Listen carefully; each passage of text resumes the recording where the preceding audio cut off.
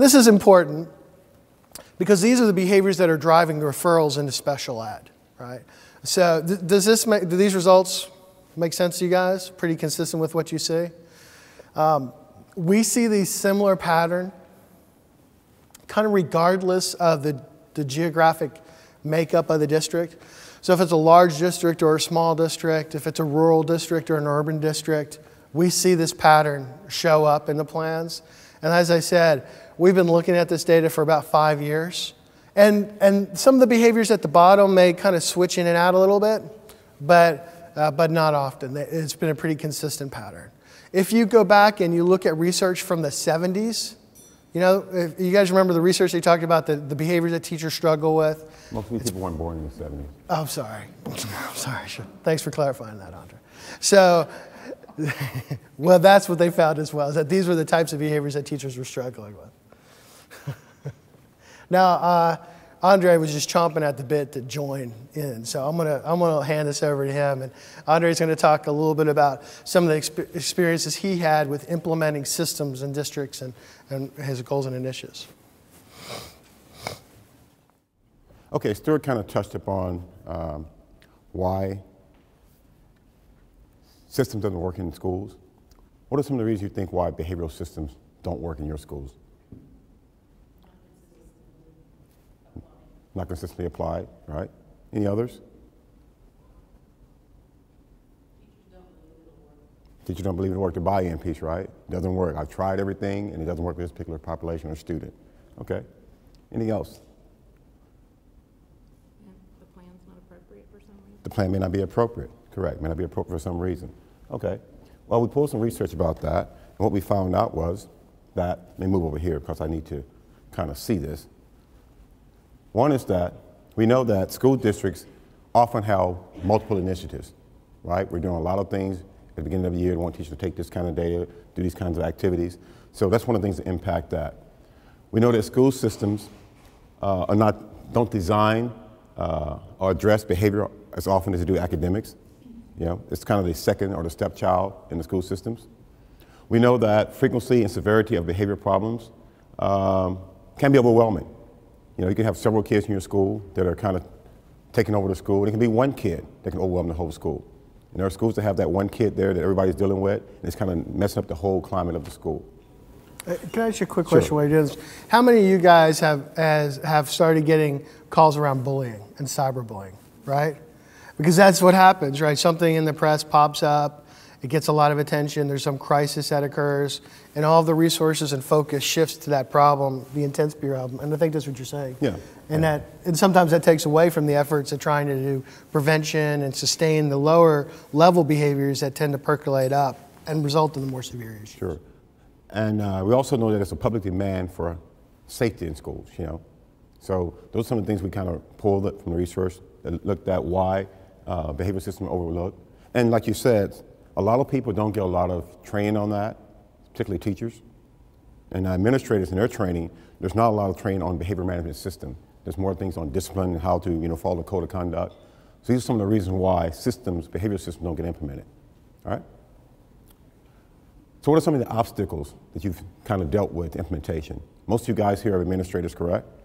And you've introduced new initiatives for the year. And there are some people who take the initiative and take right off with it, and they're doing everything you ask them to do. There are others who don't.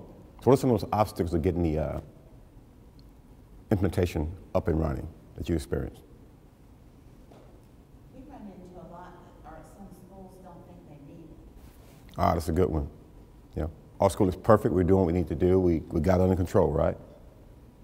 Anyone else?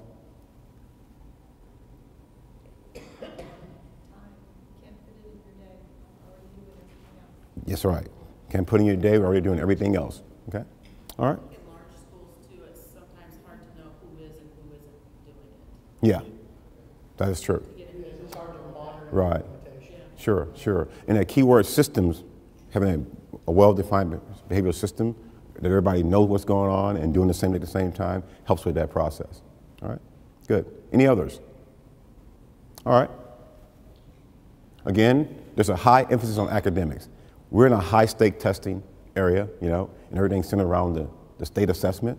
That's one big impact to behavioral system. We don't focus on that because it's not the most important thing that we're evaluated on. It's one of those indicators, but it's not the most important in our minds. We know that there's a disconnect between academic and behavior. There's some who believe that if we have a well-run, well-behaved classroom, then academic will flourish. There are others who believe that if I have a strong academic curriculum, that behavior will subside. But the reality is they're both important. We know that effective teachers have a well-defined lesson that meets all the diversity of their learners. We also know that effective teachers have a well-run classroom. They have good behavior management as well as classroom management. So both are important for making student academic progress. You want to say something? Okay, good. You had your stand up. You had your stand up. I want to say something pose. Okay. All right. I want to make sure you get your piece in here. And then there's a blame game. Like you said earlier, it's somebody else's responsibility to deal with behavior. I'm here to teach, right? And there are a lot of teachers who believe that system, that I'm here to teach. If kids having problems, I write a referral and let somebody else deal with that. So it's a high, blame game. Then the administrators say if those teachers do a better job of classroom management, behavior management, those kids won't act out. So it's kind of the blame game, the reason why those systems are not in place. Then attitudes. Why do good things for bad people? We know our ED population have a reputation, right, of being the worst kids in school. So why would we do things for bad people? So all those things impact why behavior systems are not important in school. All right? One of the things that we found over the last few years that we've been doing this, we started working with the districts back in 2000, and as PBIS started getting more of a foothold around the country, we started seeing these initiatives being supported more strongly. And then with RTI obviously coming around and the attention paid to RTI for behavior, those have been two initiatives that have really helped kind of address some of these obstacles that occur. So there's more resources dedicated. I think still one of the challenges that's not up there that maybe should be up there is, all of you guys obviously know who your chief academic officer is, right? But where does behavior reside? Behavior could reside in several different places in a district, right? So, a lot of times when we go in the first time, they'll bring the person who's responsible for discipline. But that's not necessarily the person who's connected to the PBIS initiatives. And then in special education, you have the consultants that go on a school level. And then at the individual campuses, you'll have an assistant principal who maybe is assigned to it. So I think that's one of the other challenges, is that the responsibility for behavior tends to be spread out across districts, and it's not housed in one place. So that when we try to implement these systems, as you were talking about earlier, it's hard to monitor who's doing what, but it's also to know who's going to keep the people accountable to the systems. And so that's one of the things that we tend to address. What we find, particularly for the latter two of those parts, is that the importance of data is obviously critical. We need behavioral data to really help make better decisions about how we're going to serve kids, where are we going to serve kids. One of the projects that we worked on together was that Dallas ISD was in the process of implementing inclusion for kids with behavioral issues. And we know that the kids with the severe behavioral problems tend to be the last ones to really be included. There's a lot of concern about getting those kids back in the general ed.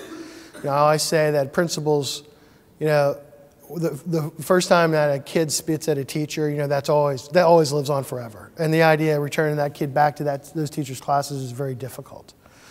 So having data is critical to support these types of initiatives. And when we started working with you guys, I think you guys had 45 behavior units, right, self-contained.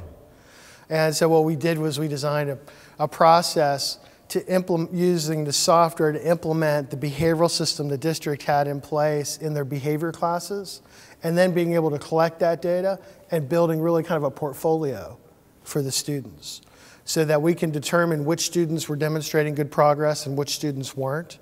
And then when students hit a certain threshold of progress, taking that portfolio back to the home campus and making the argument to the principals that this kid's really ready to return. So that was something I think that was quite effective.